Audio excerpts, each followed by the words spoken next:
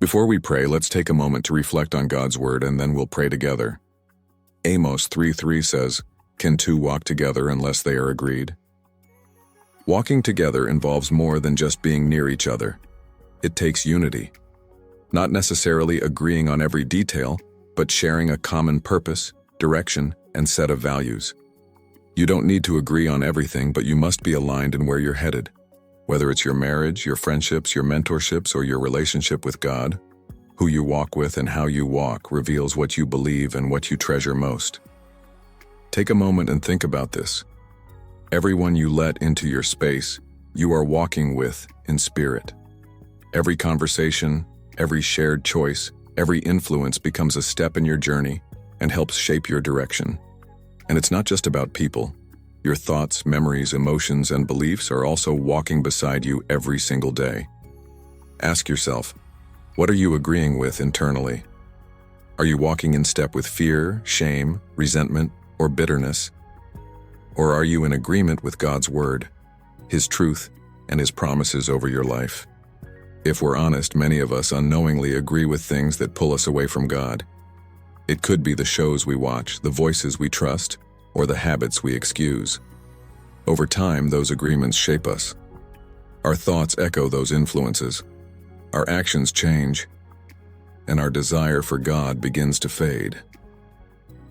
Some people walk with those chasing success, status, or popularity, thinking it will fulfill them.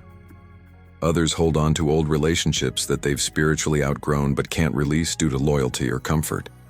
Some walk closely with compromise, hoping they can follow Jesus while still holding on to sin. Then there are those who walk in quiet loneliness, not because they're physically alone, but because they feel disconnected, unsure of where they belong. They see others moving forward while they feel stuck, weighed down by regret or self-doubt.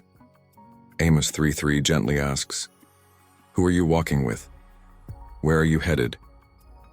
This isn't a message of shame, but an invitation to reflect. You can't walk closely with someone unless you're moving in the same direction. And the same is true with God. You can't walk closely with Him unless you agree with Him in your heart. The Bible tells us about a man named Enoch. We don't know much about his life except this powerful statement. Enoch walked with God. He didn't build cities, led armies, or write great books, but his closeness to God made his life unforgettable. Scripture says, he was not, for God took him. As if God said, "We've walked together long enough, come home." What a legacy. What a reminder that the most powerful thing you can do is to walk closely with your Creator. But just like any journey, walking with God takes agreement, with His timing, His word, and His ways, even when they don't make sense. And that's not always easy. We live in a culture that often walks in the opposite direction. The world glamorizes sin, belittles holiness, and labels rebellion as freedom. It entices you to walk in pride, distractions, and anything that numbs your soul. If you're not intentional, you may end up walking alongside beliefs, choices, or people pulling you away from God, without realizing how far you've gone. That's why Jesus doesn't call us to visit Him occasionally. He calls us into daily relationship. He wants to be part of our everyday lives, our decisions, routines, silence, and struggles. But to walk with Him, you must agree with Him.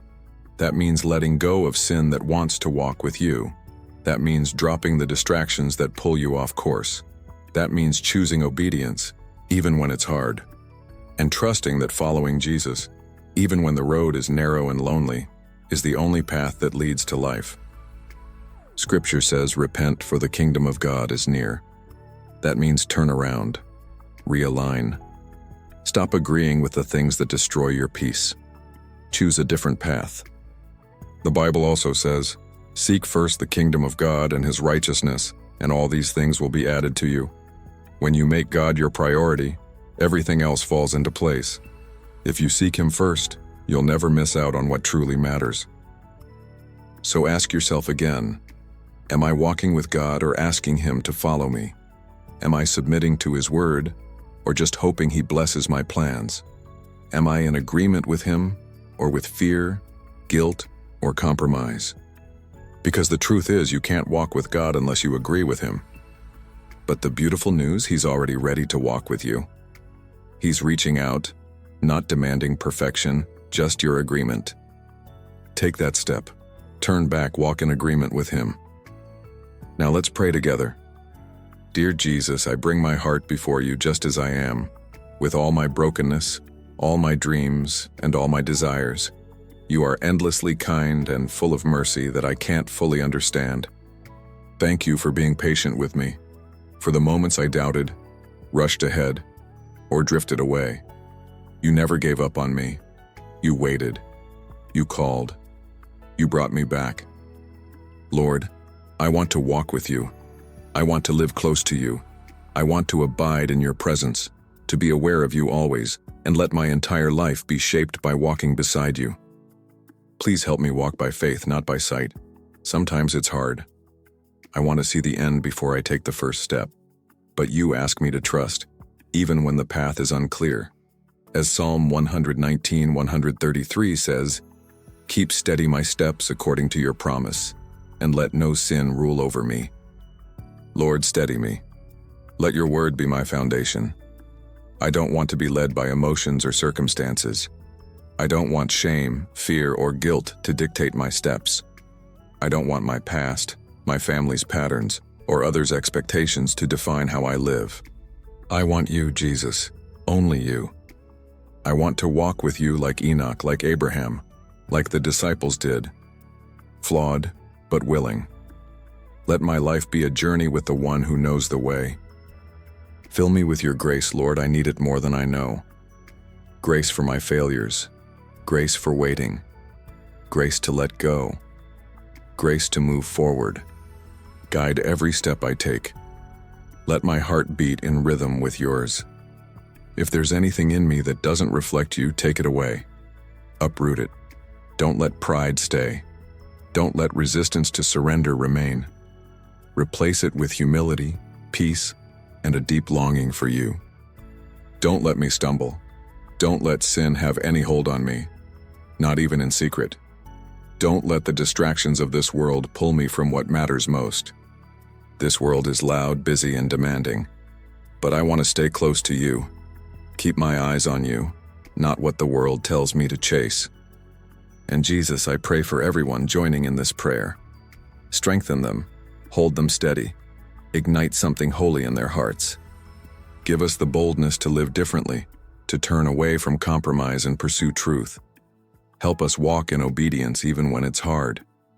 Teach us to carry our cross daily, knowing you carried it first, and walk with us still.